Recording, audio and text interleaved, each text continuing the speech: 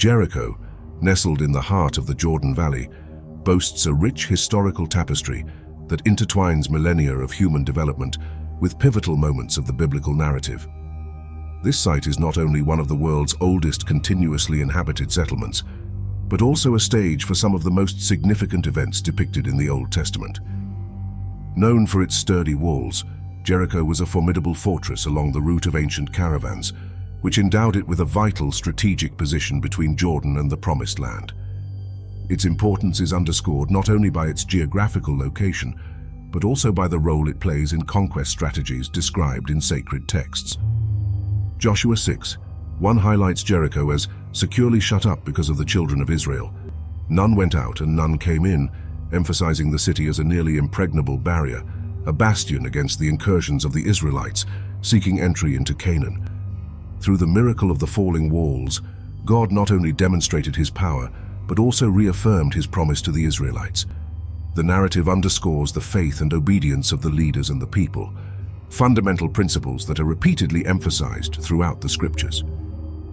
In Hebrews 11:30 we read, "By faith the walls of Jericho fell down after they were compassed about for 7 days."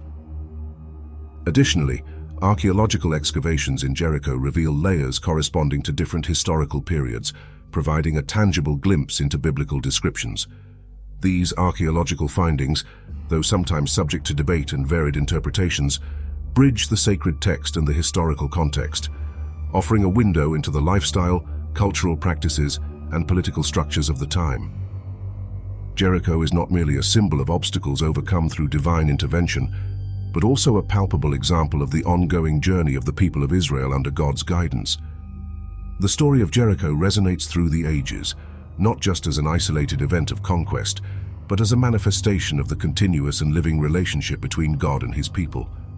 This ancient site invites us to reflect on the constancy of faith, the power of obedience, and the reality of divine promises, themes that are eternal and universal in their appeal and relevance. In the weaving of biblical history, the crossing of the Jordan River marks not only a significant geographical moment, but also a theological and spiritual turning point for the people of Israel. This event symbolizes the transition from the old leadership under Moses to the new direction under Joshua, a leader who would guide Israel to the conquest of the Promised Land. The book of Joshua begins with a divine proclamation, establishing Joshua as the legitimate successor to Moses. In Joshua 1:9, the Lord speaks directly to Joshua, fortifying him with words of encouragement and command. "Have not I commanded thee? Be strong and of a good courage. Be not afraid, neither be thou dismayed, for the Lord thy God is with thee whithersoever thou goest." This dialogue solidifies Joshua's role as the undisputed leader in the eyes of the people, and reiterates God's promise to be with them, as he was with Moses. The setting of the Jordan crossing is crucial for understanding Israel's situation at that time. After decades of wanderings in the desert, the people of Israel were on the verge of the Promised Land, eager to fulfill the promise made to their ancestors.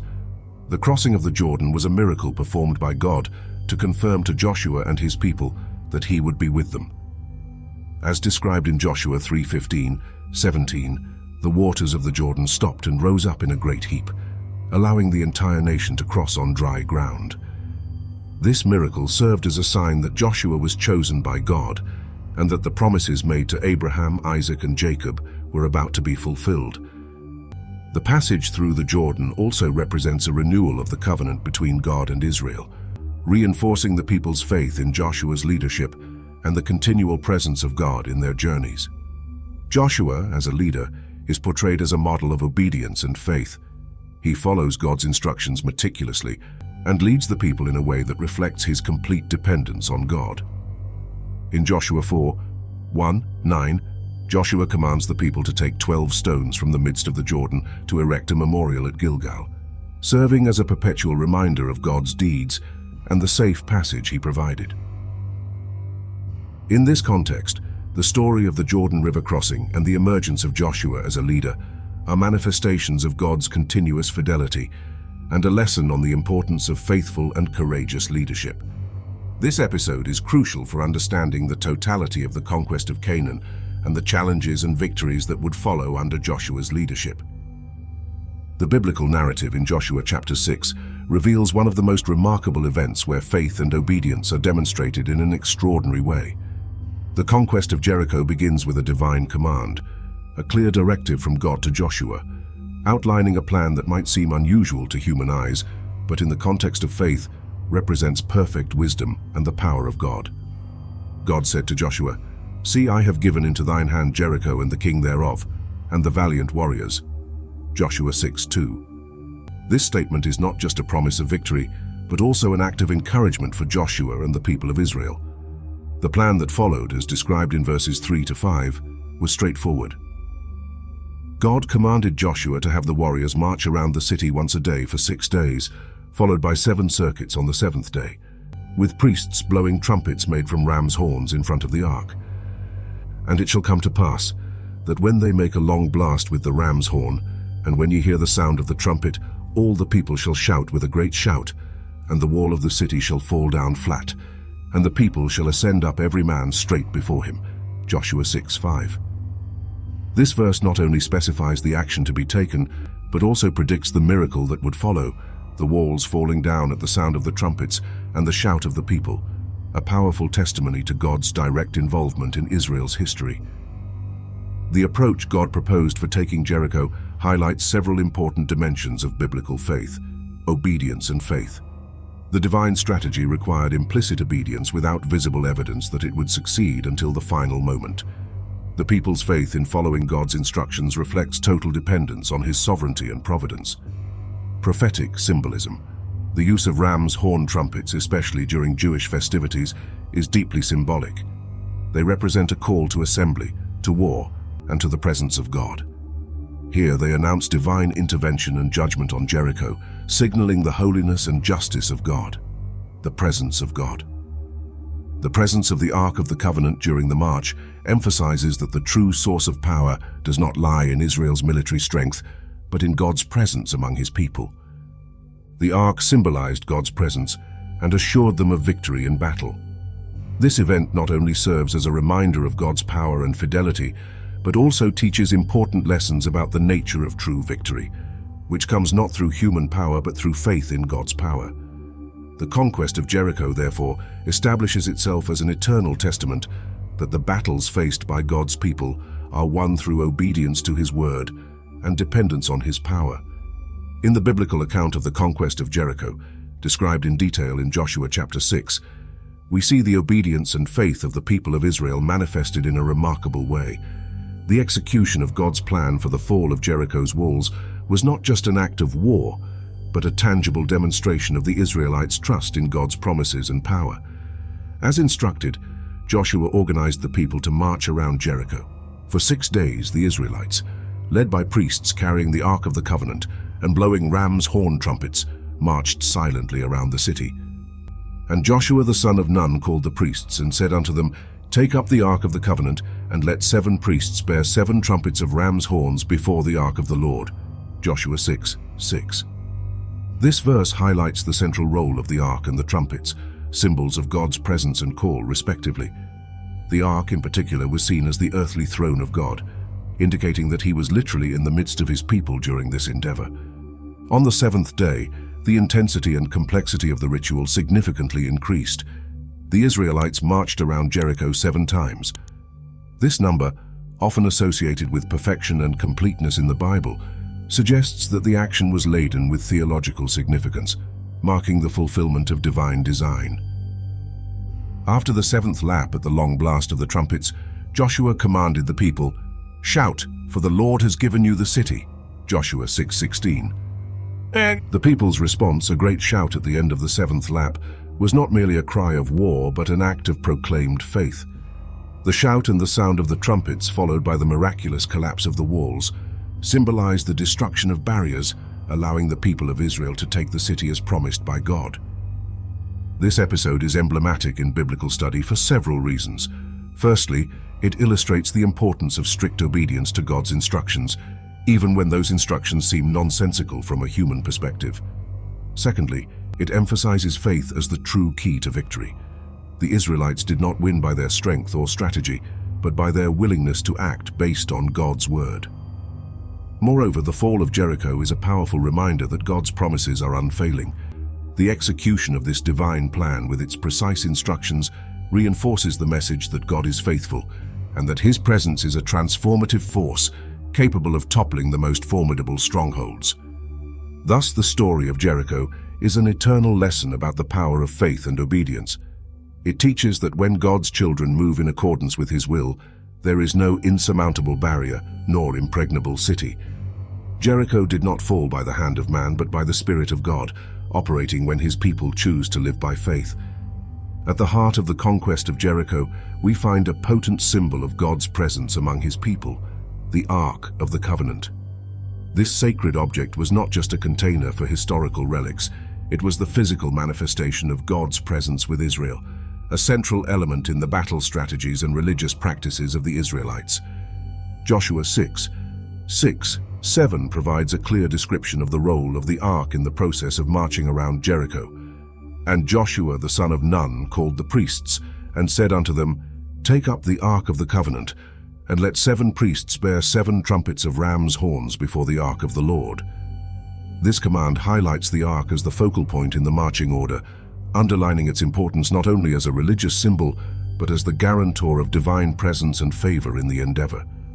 According to biblical tradition, the Ark of the Covenant contained the tablets of the 10 Commandments, Aaron's rod that budded, and a sample of manna, the food provided by God during the Israelites' journey in the desert. Each of these items represented a crucial aspect of God's relationship with Israel: His law, providential leadership, and continuous sustenance. In Numbers 10:33-36, the Ark is described as guiding the Israelites through their journeys in the desert, a prelude to its role in Jericho. The presence of the Ark during the march not only strengthened the Israelites' faith, but also sent a clear message to the inhabitants of Jericho and other nations. The God of Israel was a living and present God, actively involved in the affairs of His people. Additionally, the Ark served as a constant reminder of the covenant between God and Israel, a covenant that promised land, descendants, and blessing. By following the Ark, the Israelites reaffirmed their identity as God's chosen people and their total dependence on Him for victory. In Joshua 3:13, it is mentioned that as soon as the carriers of the Ark touched the waters of the Jordan, the waters stopped, allowing the people to cross on dry land. These events are part of an ancient story, but they bring to life lessons about the sovereignty of God and the centrality of His presence in the lives of His people. The Ark of the Covenant in Jericho teaches us about the holiness of God, the seriousness of His covenant, and the necessity of placing God at the forefront of all our battles and challenges. Thus, the story of Jericho is a demonstration of God's power operating through the faith and obedience of His people. In the biblical account of Jericho's conquest, a deeply resonant and symbolically powerful element is the use of ram's horn trumpets, known as shofarot. These instruments were employed in sacred contexts, especially during moments of significant divine revelation. As described in Joshua 6:8-9, And it came to pass, when Joshua had spoken unto the people, that the 7 priests bearing the 7 trumpets of ram's horns passed on before the Lord, and blew with the trumpets. And the ark of the covenant of the Lord followed them. And the armed men went before the priests that blew with the trumpets, and the reward came after the ark, walking and blowing with the trumpets. This arrangement not only demonstrates the order and discipline of the march, but also underlines the central role that worship and divine proclamation play in God's strategy for conquest. The shofar, made from a ram's horn, is deeply emblematic in Jewish tradition.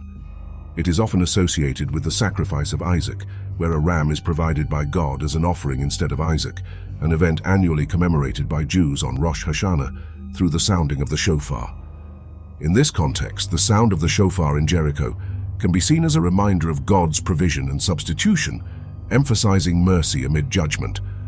Furthermore, the shofar is traditionally used to mark the beginning of the Jubilee, a year of liberty and restoration proclaimed every 50 years, as described in Leviticus 25:9.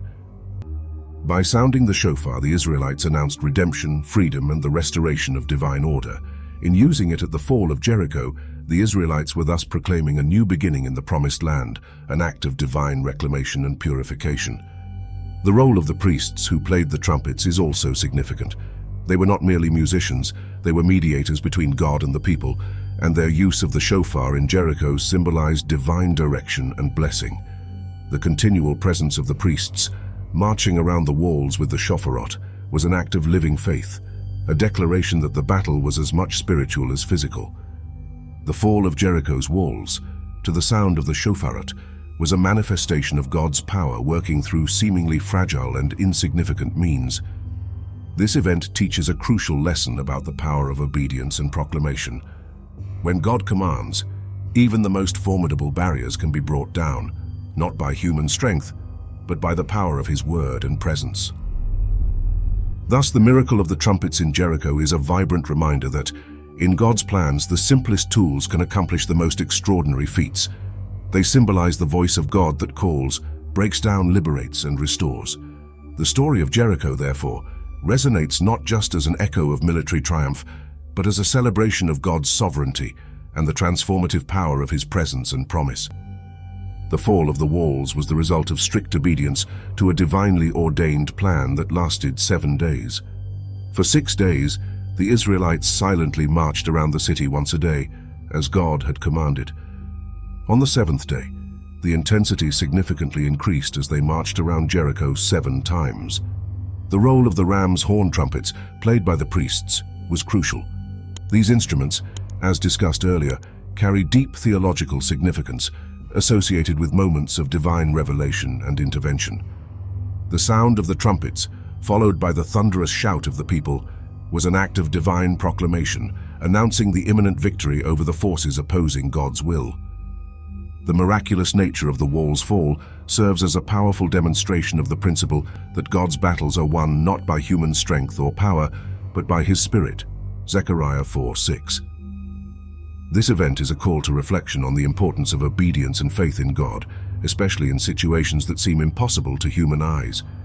Moreover, the fall of Jericho's walls symbolizes the removal of spiritual barriers and the conquest of new territories that God had promised to His people.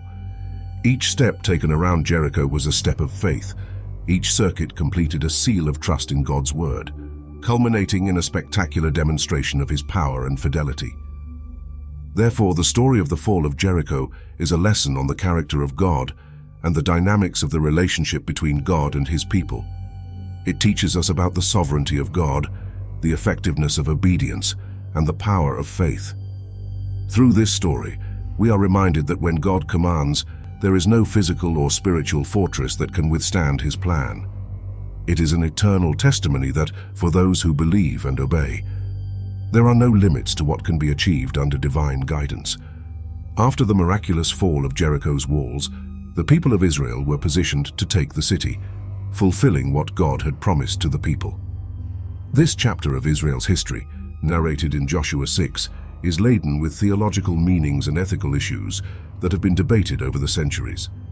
Joshua 6:21 states, "And they utterly destroyed all that was in the city, both man and woman, young and old, and ox and sheep and ass, with the edge of the sword."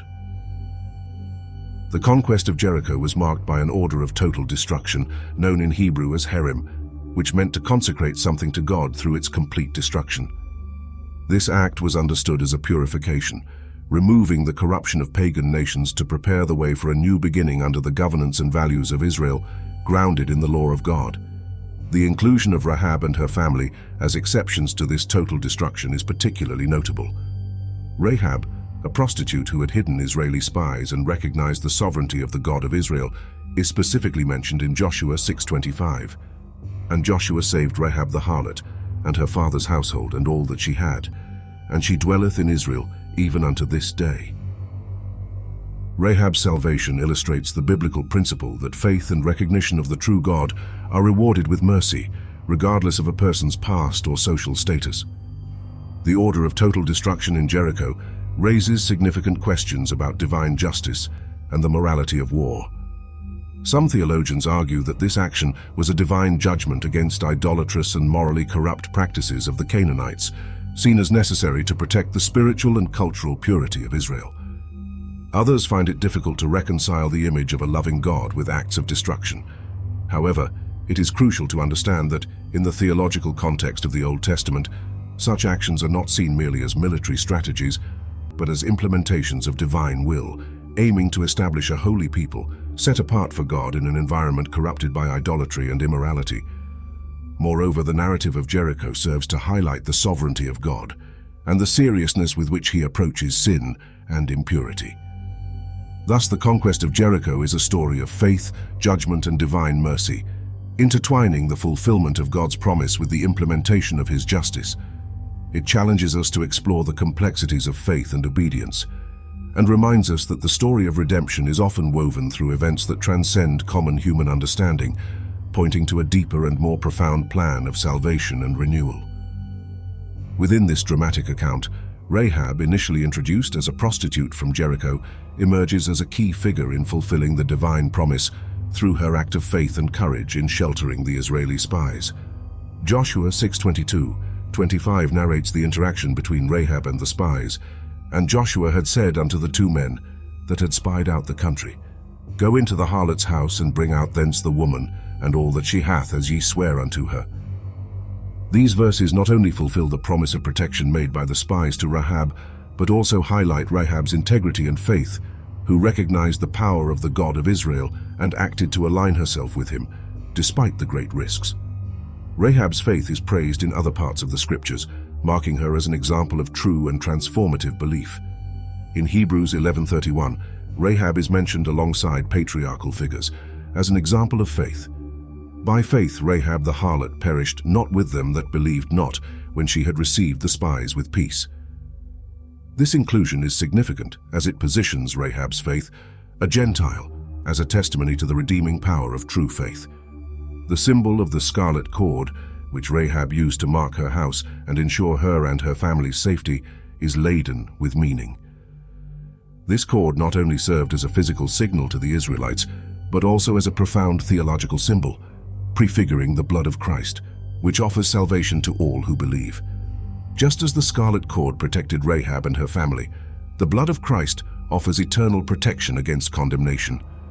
The inclusion of Rahab in the lineage of Jesus, as reported in Matthew 1:5, where Rahab is listed as the mother of Boaz and the great-grandmother of David, reinforces the message that genuine faith and obedience to God transcend cultural, social, and ethnic barriers.